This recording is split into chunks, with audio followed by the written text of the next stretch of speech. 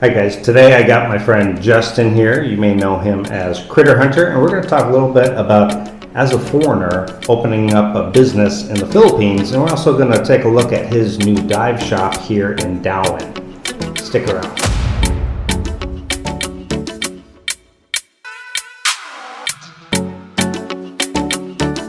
All right, thanks Justin for inviting me out, and Oh, for sure. the shop looks great. And you've been open how long now? A couple weeks. Couple weeks. As you can see, it's not completely done, but honestly, I don't think I'll ever be done. Right. You know, at first I was like, I just need a small office, small classroom, and then we got more people. I was like, okay, we need a bigger classroom, and then now it's turned into we got 30 people next week for 10 days. We have ITWs, IDCs. It's never going to be done, but business-wise, I guess we're rolling already. And I know diving has been your passion for many years. Yeah. And in fact, Justin and I at some point are going to do a dive together. I need to do a refresher course because I got to advanced, but I haven't done a dive forever. So Yeah, we'll do it soon. awesome. And now, have you ever owned a business in the Philippines before? In the Philippines, no. No. I mean, it's hard. I was just talking to somebody about this the other day. The American dream is 1,000 times harder than it is here. You can't in America. You don't need an education. You don't need. Right. I can go to a garage sale and spend very little money and make money on eBay or something. Right. It's so easy there to make money somehow. Yes. But here it's just it had to be the right opportunity. Right. The only sure thing is like real estate, and you need big money just to get started. Right. Entry level. So this is the first time.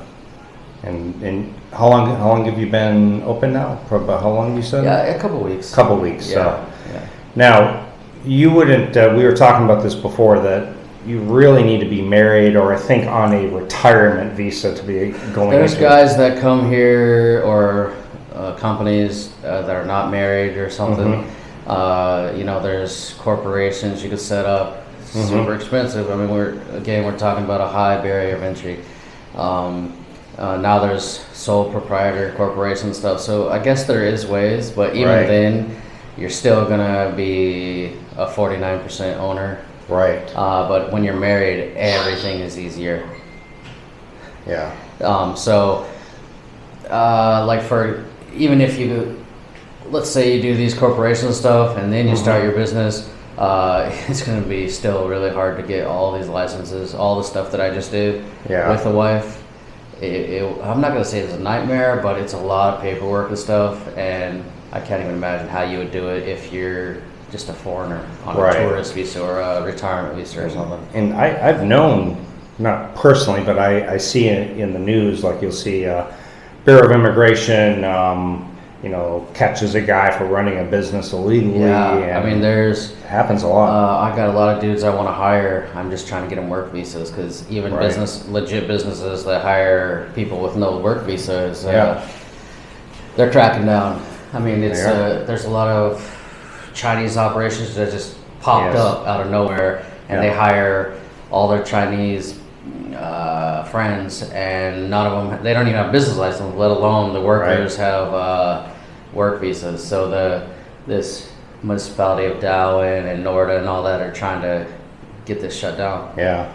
And my first couple of years in the Philippines, I was working, and I worked for a big Japanese company, and I had to do DOLE, Department of Labor and Employment interview and immigration interview, and even for the big company, it was a lot of red tape to go through to get a work That's visa. why we got some interns and stuff that we're training up that are Filipino, because all these dive resorts, if you want an instructor, or I guess a dive master, but if you want like a high level instructor, and you can't find them here because it's expensive to get to that level. They got to fly them in from US or wherever. They got to pay those work visas. They got to go through all that stuff. I know resorts here that built entire apartment buildings because they have these guys are coming from the U.S. They want U.S. wages and comforts and all that. So they give all their instructors housing, flights, work visas. So we're building up our own dive masters, or Filipinos. From open water to dive master, later instructor, because it's same quality training, same everything. It's just giving them a chance, and then we don't have to pay. I mean, even if I'm paying for all those courses, it's still less money than paying their dole and their work visas and their accommodation. I mean, they live across the street. They'd be here in 5 minutes. They're not going to complain. Exactly. You know what I mean? Yeah. So, now, how long would you say it took to get all the appropriate? Honestly, it didn't take long, but God, I don't know how you would do it if you just arrived here with no context. I've been here locally 4 years, Philippines 7, almost 8, and so I have. They say it's my superpowers, my connections. So we know people in the Barangay Hall, the BIR for setting up our taxes, the just getting licenses. Once we're in here, we remodeled, so we had to get a new survey and certificate of occupancy, and I mean, you name it. I really don't know how you would do that if you didn't have these connections. I mean, you can still do it. You just go down there and they would walk you through it. Yeah. But it was I don't want to say nightmare, but it was bureaucracy times 100. Like, I will never complain about the DMV in Denver again. You know what I mean? That's nothing. Yeah. And my wife did 99% of everything. Yeah. Barangay captains, everything that helps us. So she's over there. His wife's in the background. She's trying to tell me to be nice.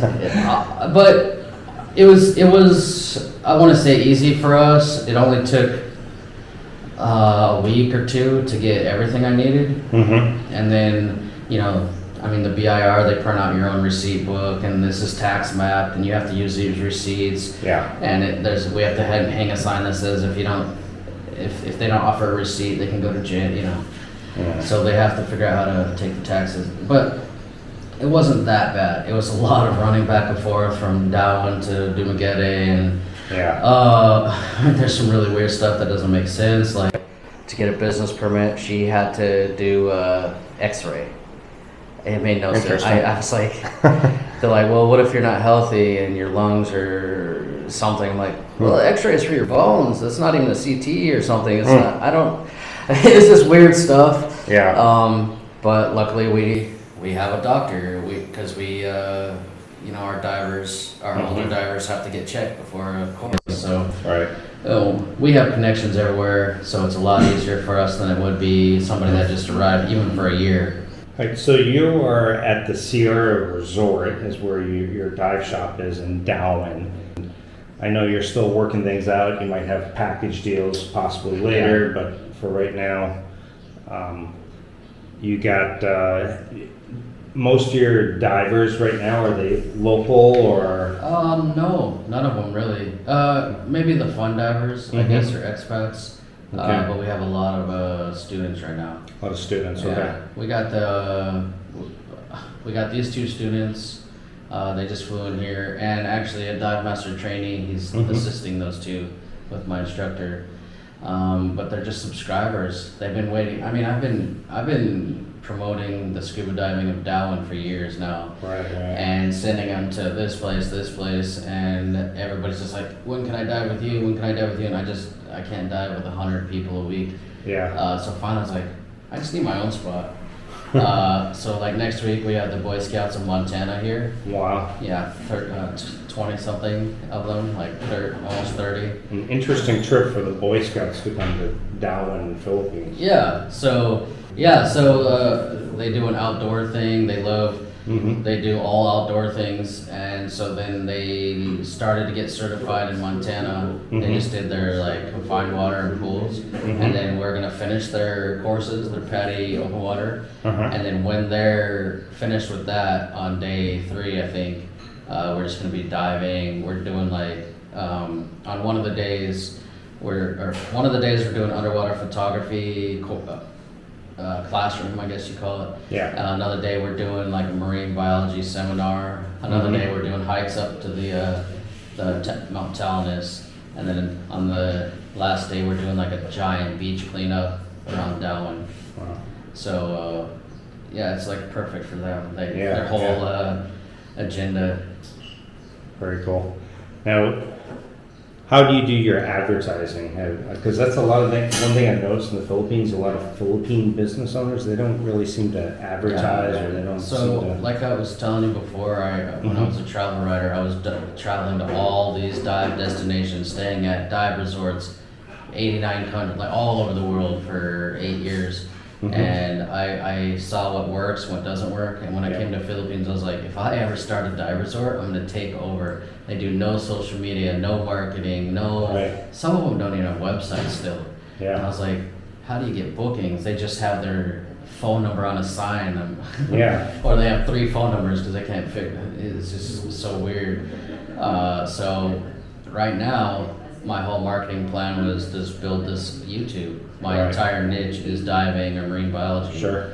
And so if you think about it, I've basically been building my target clientele list, or my target audience for the last 3 or 4 years, just for this. And it's a small niche, but with 20,000 subscribers or whatever I got, I'm overwhelmed right now. So we're gonna hire some. There's one of my divers. Yeah, so I'm overwhelmed right now. We're gonna hire. I have one main dive master and one main instructor trainer, and then we have like 4 or 5 freelance of each. Yeah. For if big groups show up, but I need to hire accountant, a secretary. Oh, that's another thing about starting business. They make you do the accountant workshops. Oh, and they really? try to get you to hire their accountants and stuff. But okay. yeah, so she has to take a workshop for this Interesting. class. So we're hiring full time so that we can start promoting. Because right now, if I promote, I don't even know what's going to happen because I'm overwhelmed. I mean, you see they're delivering 20, 30, 100 tanks a day. Wow. That's awesome. And then so I have 3 dive clubs that I'm building packages for. That includes the 10 days accommodation, diving, fun dives. If they want to throw in a course, we try to sell these specialty courses like nitrox, night diving, all that. So just building this big package with add-ons, and then I'm sending it to these dive groups, and I'll say, I'll give you the dive leader. I'll either give you a free trip, or if you can't come, I give you the commission. And they got 20, 30, 50 people in these groups, Dubai, Florida, Dallas, Japan. And then on the other hand, I got tour companies that sell these even just 1 day or 10-day packages in Sweden and some other places I want to do. Very cool. So I guess that'll cover marketing for now. Well, that's good news. And so on a scale of 1 to 10, how difficult would you rate opening up a business in the Philippines? As a married person with connections, I don't think it's the hardest thing I've done. I think my 13A visa was up there. This is like getting your 13A or your marriage visa, but you need like 10 of them. Right. I need it. So if that was a hassle, I had to do that about 10 times because BIR clearance, business permit, occupancy permit, I don't even know everything. So if you're going to come out here and you are not married, to get a work visa, standalone work visa, it's almost impossible. It's so hard. It's very difficult. No, business permit. Work visas are okay. They're just super expensive. They are. We're getting some of my friends some right now. They're about $4,000. Okay. And you have to have like a sponsor from the actual business already set up. Yep.